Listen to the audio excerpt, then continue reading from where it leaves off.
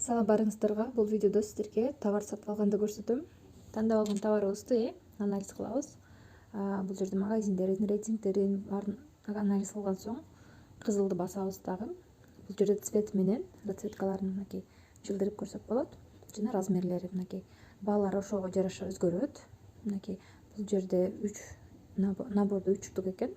Бул жерде 70-ке 40 банный полотенце экен.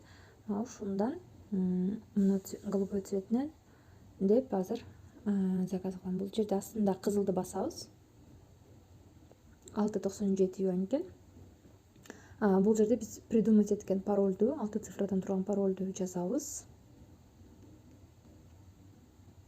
Бул жерде бизде CVV кодду сурайт. Картабыздын артындагы 3 цифрадан турган CVV кодду жазабыз. Жазган соң кызылды басабыз. Бизге ушундай птичка чыгат.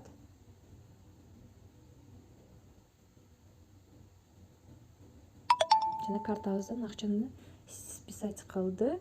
Биз успешно мынакей бизде ушундай да белги чыгат. Птичка биз успешно сатып алдык. X кылып түшүп кетебиз. Товарыбызды сатып алган товарыбызды биз бул жерге түшүп калат. Успешно сатып алган товарлар ушул жерде. Эгерде картаңыздарда акча жетпей, же болбосо туура эмес паролду терип алган болсоңуздар, же болбосо CVV код туура эмес терилип калган болсо, анда бул жерге бир болуп бул жака түшүп калат. Азыр менде успешно сатып алынды, мынакей.